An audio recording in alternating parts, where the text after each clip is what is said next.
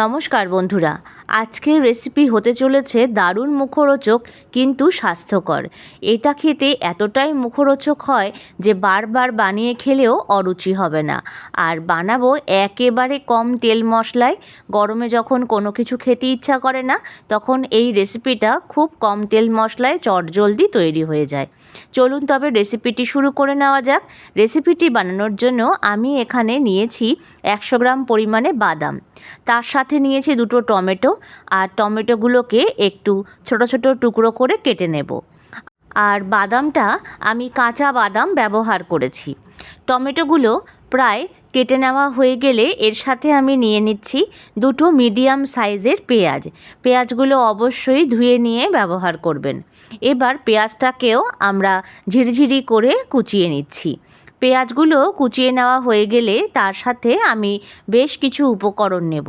সবার প্রথম একটি চাটনি বানাবো, তার জন্য এই উপকরণগুলো আমি তৈরি করে নিচ্ছি। পেঁয়াজ কেটে নেওয়া হয়ে গেলে এর সাথে আমি নেব প্রায় 5 থেকে 6 কোয়া মতন রসুন। এখানে রসুনের কোয়াগুলো বড় ছিল, তাই আমি অল্প নিয়েছি, আর এর থেকে ছোট হলে আপনারা এর ডবল পরিমাণে ব্যবহার করবেন। এর সাথে নিয়েছি কিছুটা পরিমাণ আদা। আবার আদাটাকে এখন ছোট ছোট টুকরো করে কেটে নেব। এখন রসুন আদা সব কিছু গুছিয়ে নেওয়া হয়ে গেলে একটা প্যান বসিয়ে দিচ্ছি। এই রেসিপিতে আমি কোল্ড প্রেসড নারকেল তেল ব্যবহার করেছি। আপনারা যে কোনো সাদা তেল বা যে কোনো কোকোনাট অয়েল ব্যবহার করতে পারেন। সামান্য তেল দিয়ে তেলটা যখন ভালো করে গরম হবে, সবার প্রথম ফোড়ন দিচ্ছি সামান্য পরিমাণে জিরে। এবার জিরের সাথেই আমি দিয়ে দেব সামান্য পরিমাণ কালো সর্ষে। এর সাথে ব্যবহার করছি একটা শুকনো লঙ্কা, সেটাকে একটু ছিঁড়ে ব্যবহার করলাম। এবার এই উপকরণগুলোকে বেশ ভালোভাবে নাড়াচাড়া করে ভাজা করে নেব। পুরনো বন্ধুদের জানাই আমার তরফ থেকে অনেক অনেক ভালোবাসা আমাকে এতটা এগিয়ে নিয়ে যাওয়ার জন্য। এখন গ্যাসের ফ্লেমটা মিডিয়ামে রেখে বাদামটাকে দিয়ে দিচ্ছি। এবার বাদামটা দিয়ে বেশ ভালোভাবে নাড়াচাড়া করে ভাজা করে নিতে হবে।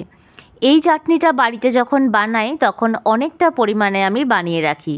যারা রাত্রে রুটি বা পরোটা খেতে পছন্দ করেন, তারা কিন্তু এই চাটনিটা খুব সহজে চটজলদি বানিয়ে নিতে পারেন। এই চাটনিটা সাথে থাকলে আর কিচ্ছু লাগবে না, এতটাই টেস্টি হয়। সামান্য রসুন এবং আদা কুচিগুলো দিয়ে নিয়ে ভাজা করে নিয়ে এর সাথেই আমি পেঁয়াজগুলোকে দিয়ে দিলাম। এবার পেঁয়াজটা দিয়ে বেশ ভালোভাবে নাড়াচাড়া করে নিতে হবে। চাইলে আপনারা বাদামটা কিন্তু আলাদাভাবেও তেলে ভেজে নিতে পারেন, তবে সেক্ষেত্রে তেলের পরিমাণটা বেশি লাগবে, তাই আমি একসাথেই ভেজে নিয়েছি। 1 চামচ পরিমাণে লবণ ব্যবহার করলাম। এরপর ভালোভাবে নাড়াচাড়া করে পেঁয়াজগুলোকে সামান্য রং ধরিয়ে ভেজে নিতে হবে। আর পেঁয়াজটা ভাজতেই সামান্য সময় লাগবে, তাই চেষ্টা করবেন গ্যাসের ফ্লেমটাকে কমিয়ে নিয়ে পেঁয়াজগুলোকে ভেজে নেওয়ার। 2 থেকে 3 মিনিট পরে যখন পেঁয়াজগুলো সামান্য রং ধরবে, তখন টমেটোগুলোকে দিয়ে দিতে হবে। এবার টমেটো, পেঁয়াজ, রসুন সব কিছু একবার ভালোভাবে নাড়াচাড়া করে নেব। এখন একটা ঢাকনা দিয়ে ঢেকে দিচ্ছি টমেটোটা নরম হওয়ার জন্য। 2 মিনিট পরে ফিরে আসলাম। দেখুন বন্ধুরা, বাদামগুলো কিন্তু সম্পূর্ণ ভাজা হয়ে গেছে এবং রসুন আদা সবই খুব সুন্দর ভাজা হয়েছে। এবার টমেটোগুলোও কিন্তু সামান্য নরম হয়েছে।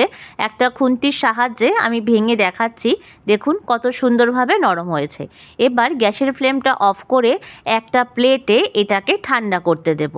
তারপরে মিক্সির পাত্রে নিয়ে এটাকে একটা স্মুথ আমরা পেস্ট করব। অবশ্যই ঠান্ডা করে মিক্সির পাত্রে এটা ব্যবহার করবেন।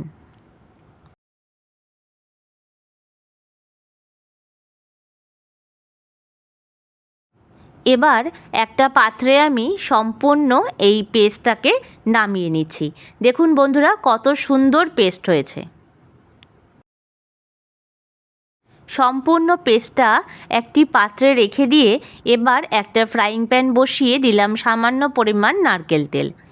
এবার এর মধ্যে আমি দিচ্ছি দুটো শুকনো লঙ্কা। লঙ্কাটাকে সবার প্রথম ভালোভাবে নাড়াচাড়া করে ভাজা করে নেব। তার সাথে আমি ব্যবহার করছি এই 10 থেকে 12টা মতন অড়হর ডাল বা তুর ডাল। যদি অড়হর ডাল বা তুর ডাল না থাকে আপনারা ছোলার ডালও ব্যবহার করতে পারেন। তার সাথে দিলাম 2 গ্রাম পরিমাণে হিং, আর দিচ্ছি সামান্য পরিমাণে কালো সর্ষে। এবার তার সাথেই আমি দিচ্ছি কয়েকটা কারি পাতা। এবার প্রত্যেক কটা উপকরণকে বেশ ভালোভাবে নাড়াচাড়া করে ভাজা করে নেব। আর কারি পাতা তেলে দেওয়ার সঙ্গে সঙ্গেই কিন্তু ফাটতে থাকে, তাই গ্যাসের ফ্লেমটাকে অবশ্যই কমিয়ে নিয়ে এই সম্পূর্ণ উপকরণগুলোকে ভেজে নিতে হবে। সম্পূর্ণ উপকরণগুলো ভাজতে মোটামুটি 1 মিনিট মতন সময় লাগবে। তারপর এর সাথে আমি দিচ্ছি সামান্য পরিমাণে একটু লাল লঙ্কার গুঁড়ো, যাতে রঙটাও সুন্দর আসে এবং ঝালটাও যেন পারফেক্ট আসে।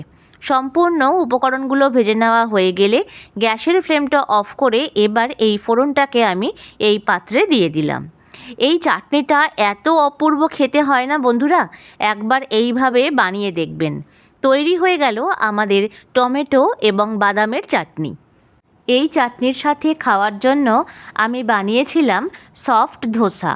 তার জন্য একটা তাওয়া বসিয়ে সামান্য জল এবং তেল ব্রাশ করে নিয়েছি। এবার 1 হাতা আমি ব্যাটার দিলাম। এই রেসিপিটি যদি আপনাদের প্রয়োজন হয় আমাকে অবশ্যই কমেন্ট বক্সে জানাবেন, আমি রেসিপিটি শেয়ার করে দেব। এবার হাতার পিছন দিয়ে এটাকে আমি সমান করে দিলাম। এখন সামান্য 1 মিনিট পরে যখন পিছন পিঠ হয়ে যাবে, উপর থেকে সামান্য তেল আমি ছড়িয়ে দিচ্ছি। এবার ওপিঠ হয়ে গেলেই আমি খুন্তির সাহায্যে এটাকে উল্টে দিলাম। দেখুন বন্ধুরা কত সুন্দর এই পিছন দিকটা হয়ে গেছে।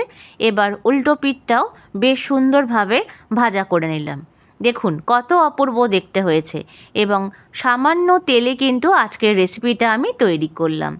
সকালে ব্রেকফাস্টে কিংবা রাতের ডিনারে চটজলদি এই রেসিপিটা বানিয়ে নিতে পারবেন এবং বাচ্চা কিংবা বড় সকলেরই কিন্তু ভীষণ ভালো লাগবে এই রেসিপিটা।